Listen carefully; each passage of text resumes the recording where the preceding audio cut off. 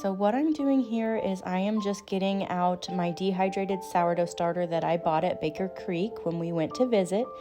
Now, if you don't have a dehydrated sourdough starter to use, you can simply do equal parts of flour and water over a few days. It might just take you longer to get to where you have an active starter. But since I do have a dehydrated starter, that's what I'm going to do. And I'm just going to follow the instructions that came with it. Now, I am not going to share all of the instructions and all of the ingredients and everything word for word, because Baker Creek does sell this item. And so if you want to, you can go on their website. I will link it below and you can purchase it. It is pretty affordable. And then you'll have the instruction packet as well. But that's all I'm doing is I'm following the instructions for that specific sourdough starter, and I'm getting ready to feed it for what I would call day 0, which is basically just getting it started. Again, if you don't have this starter, you can use equal parts of flour and water and do that every day until your starter becomes active and bubbly. And I will show an example of what I mean when I say active and bubbly here in a little bit on this video. So just continuing to stir after I added the water, and you'll see me add the dehydrated sourdough starter here in just a minute. So you'll get to see kind of what that looks like.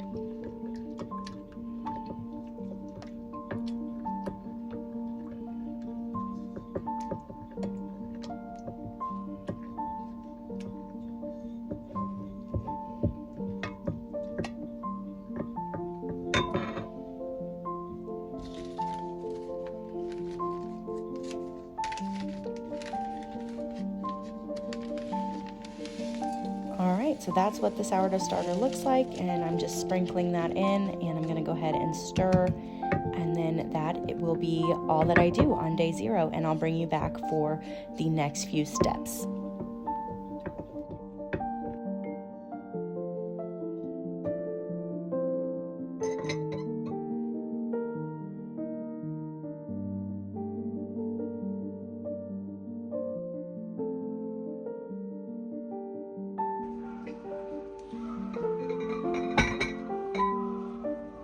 Okay, so this is the day after I started the sourdough starter. So if you counted the first day of starting it as day 1, this will be day 2, 24 hours later. I just want to show you what it looks like. I don't know how easy that is to see. Yeah, you can kind of see there's some bubbling. That's what we want to see. Okay. Set this back up and we'll get started. Cover a plastic wrap or a lid, let stand at room temperature for about 24 hours. Okay, we did that. Now you should have some tiny, almost pinpoint sized bubbles. We do. Now we're going to mix a half cup of warm water and a half cup of flour. Cover and let stand for 12 hours.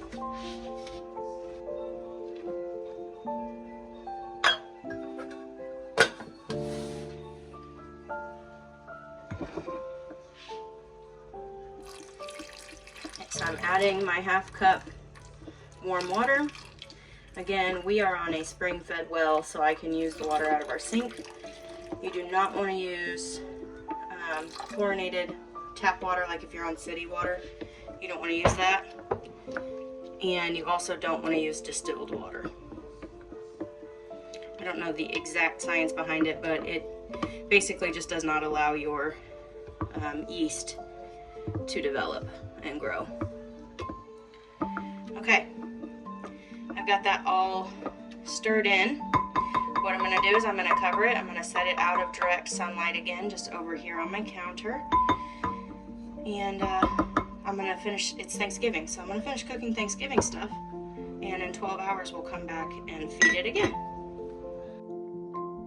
Okay, it's 12 hours later. This is what it looks like.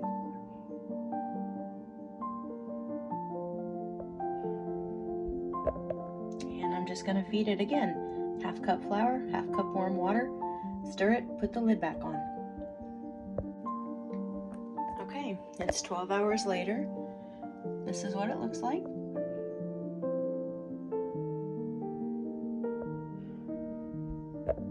And I'm just going to feed it again. Half cup flour, half cup warm water. Stir it, put the lid back on.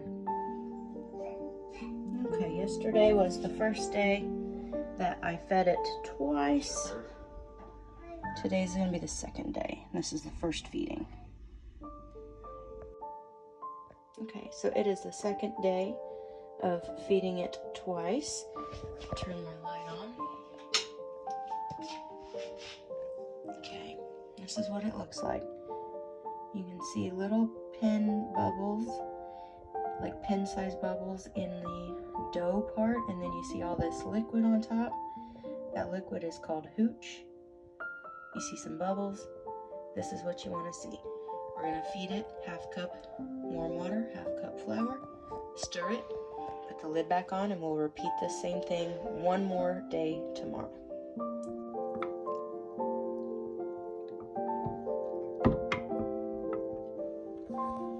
Okay, today is the third day that we fed the sourdough starter every 12 hours. And I have some help today. Am I doing it? Yep, give me just a second. You can put that in there. You can stir it up. So we're going to stir it up. Careful, gently, like this. There you go. Okay, now stop for a minute. Now that we've got it all stirred up, we're going to put some flour in. Mom will put the flour in and then you can stir, okay? It's sturdy flour.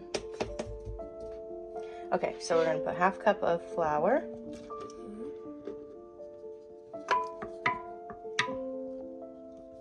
Okay, so stir that all around really good.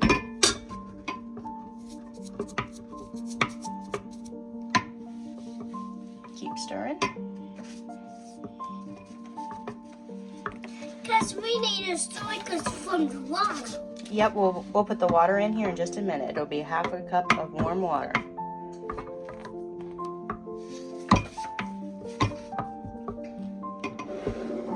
Look. Yep, okay, now I'm going to put the water in and you're going to keep stirring, okay? So 1/2 cup of warm water goes in. It's so big. So I can stir.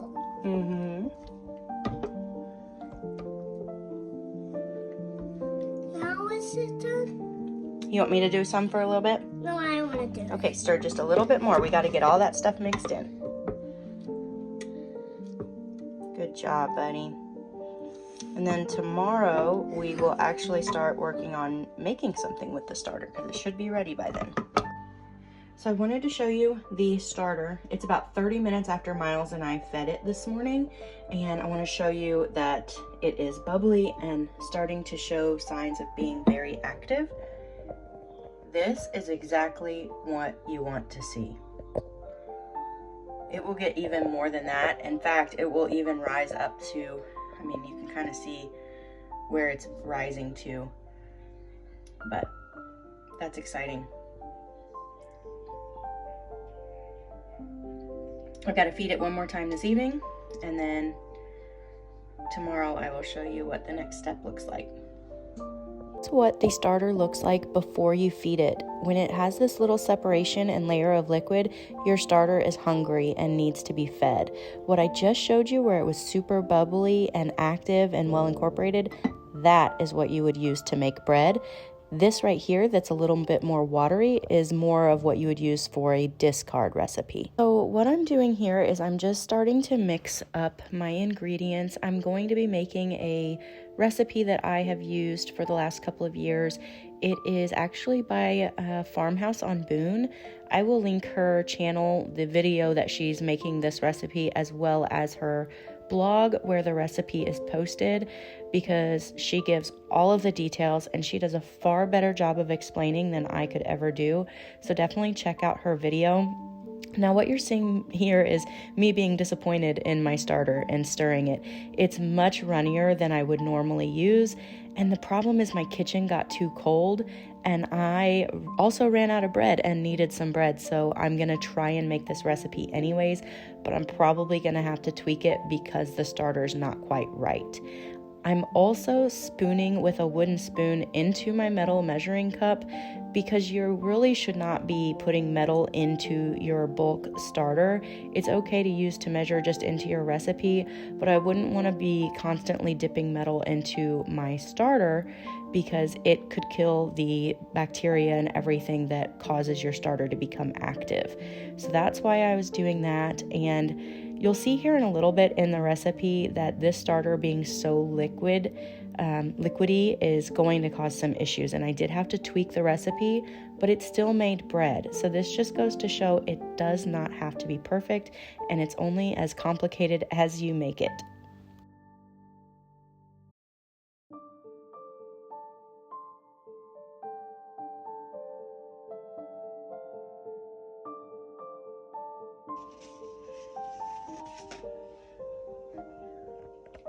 Okay, this is after I've let it sit for about 30 minutes to hydrate the dough.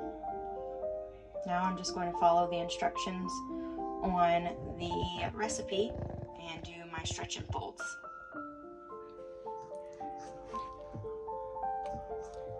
Well, really, this is too wet still. I think the problem is my starter is a little bit more of a wet starter than what I would normally do. So I'm going to add just a little bit of flour.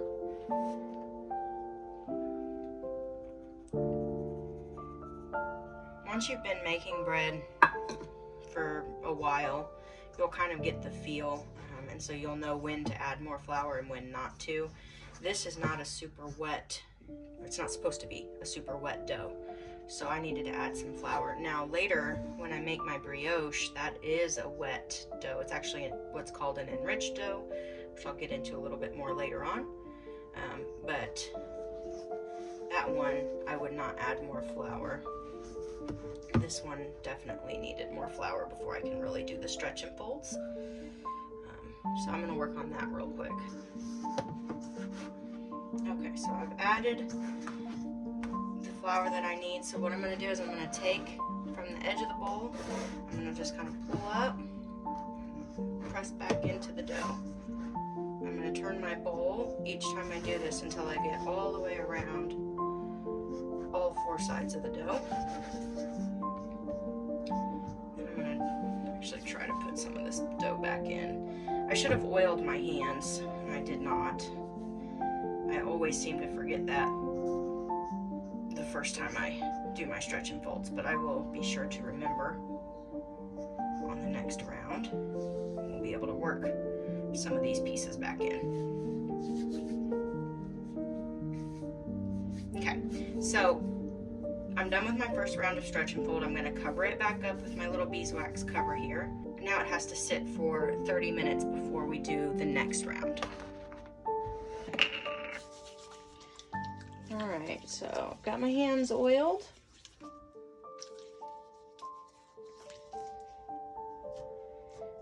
Alright, so we're going to start at the edge, pull it up, press it back down in, turn it, and pull up. Might have to wiggle the dough a little bit. Turn it one more time.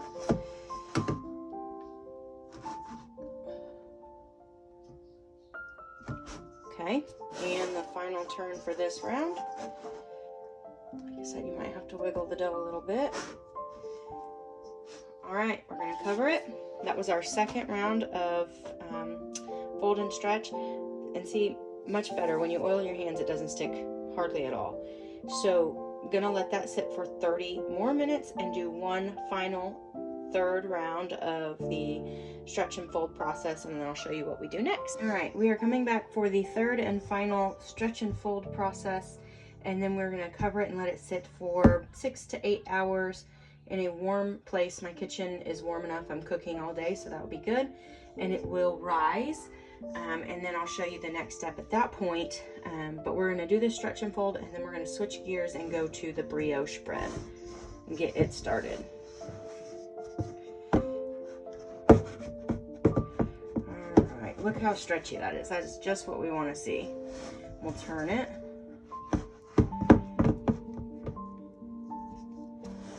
Two.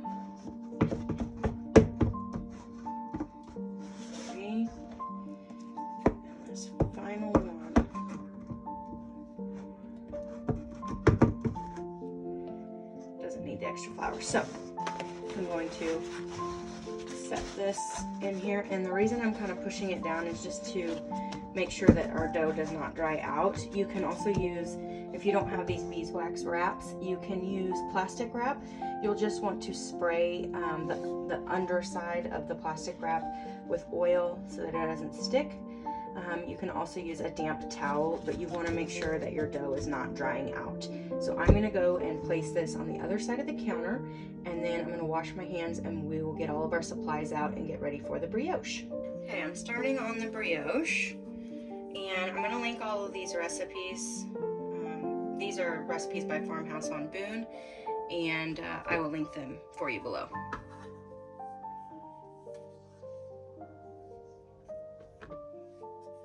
And this is what we call an enriched dough, and what that means is it has protein and fat added. So in this case, it's going to be egg and butter and milk.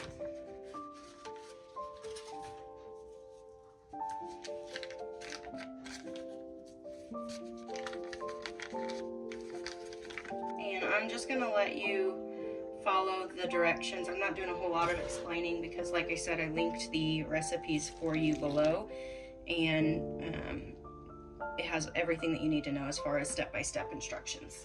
And these are eggs from our chickens, and so what I do is I crack them individually.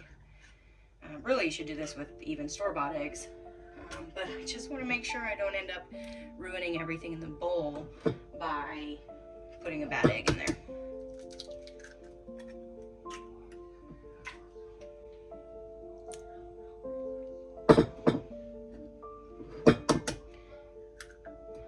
Bread making is definitely a messy process, and some of the breads, like this one, the enriched doughs especially, can be kind of expensive in ingredients, but it is definitely worth it. And what I'll do after I finish making this is I will sanitize this whole area, since I did have milk, eggs, and butter out. Okay, so I just want to go through my list here and make sure I have my starter in there, my flour, my sugar, my eggs, my salt, my milk, and my butter. Okay, so what we'll do is we'll just combine all of these ingredients in this stand mixer, and we're gonna knead it until it's smooth and glossy.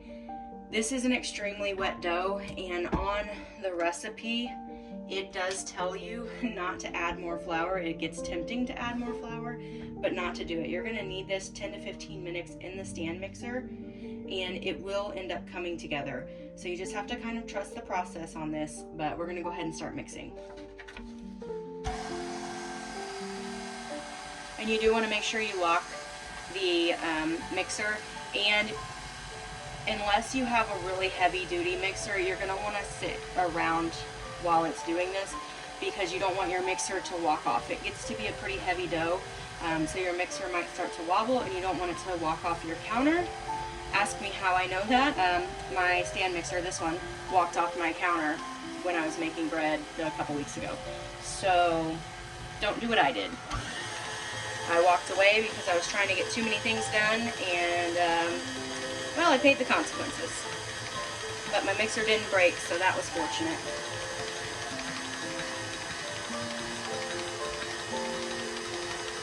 Okay, I just set a timer for 15 minutes, just so I can kind of keep an eye on how long this has been mixing, and I'm going to zoom in so you can see it better.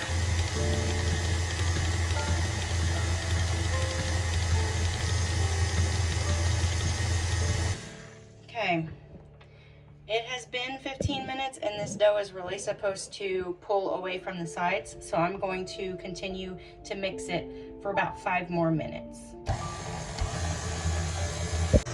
As you can see, it is pulling away from the bowl much better. I'm going to let it mix for maybe 1 or 2 more minutes, and then I'm simply going to cover it and let it sit out for about 8 hours.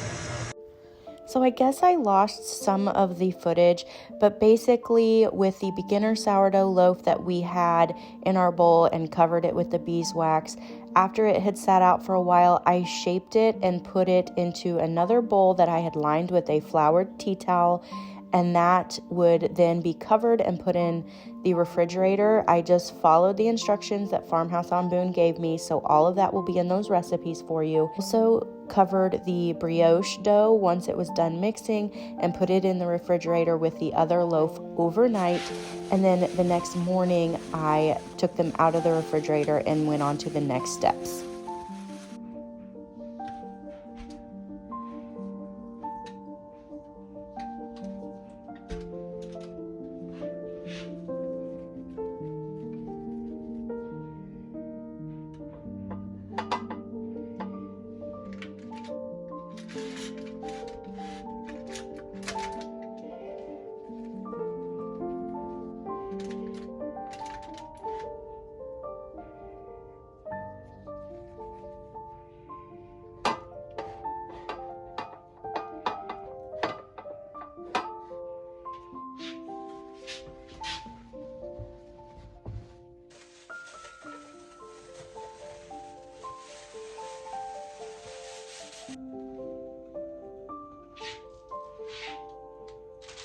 And here I am scoring our loaf of sourdough bread and trying to give it a little bit of a decorative touch. Scoring is something that is pretty new to me. I've been making bread for almost 10 years now, but I've only been scoring for about a year. And so it's just something I'm still practicing with and trying to get the right depths on my different cuts, but it is really fun to watch how it turns out.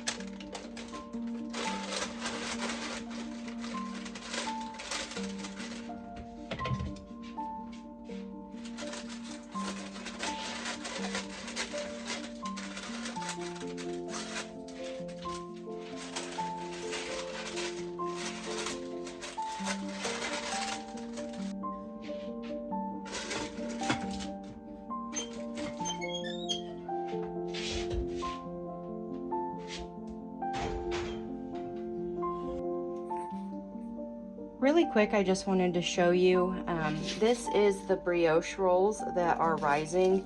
And one thing that I do, my kitchen gets pretty cold. We have several exterior walls and windows, so it just gets cold, especially because in this kitchen, the heat would have to come from in here, around the corner, and all the way back here.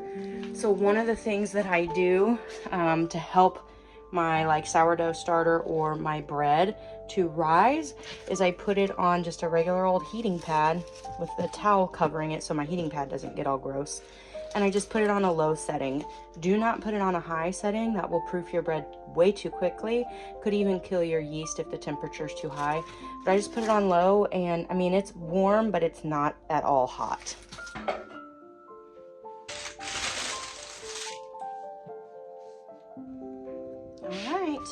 This first loaf of sourdough turned out really good. I don't know if you can hear. It's got a nice crust on it, and I just took it out of the oven, so it does need to cool for a little bit. Once it's cooled, I will cut it open for you. The sourdough turned out so delicious. We ended up making a butternut squash soup to go with some of the regular sourdough. And then with the brioche, I love the way that this recipe works up, because you can either pull apart the bread into individual rolls like we did here, or you can slice it, and we made some French toast with it. Well, really Kyle made the French toast because he does most of our breakfast cooking around here, but both of these bread recipes turned out so wonderfully, and my sourdough wasn't even an optimal active sourdough yet. So it just goes to show that it's really not as complicated as a lot of people try to make it, and I would highly encourage you to start a sourdough starter and get to making some of these delicious recipes. Thank you so much for watching, and I'll catch you in the next video.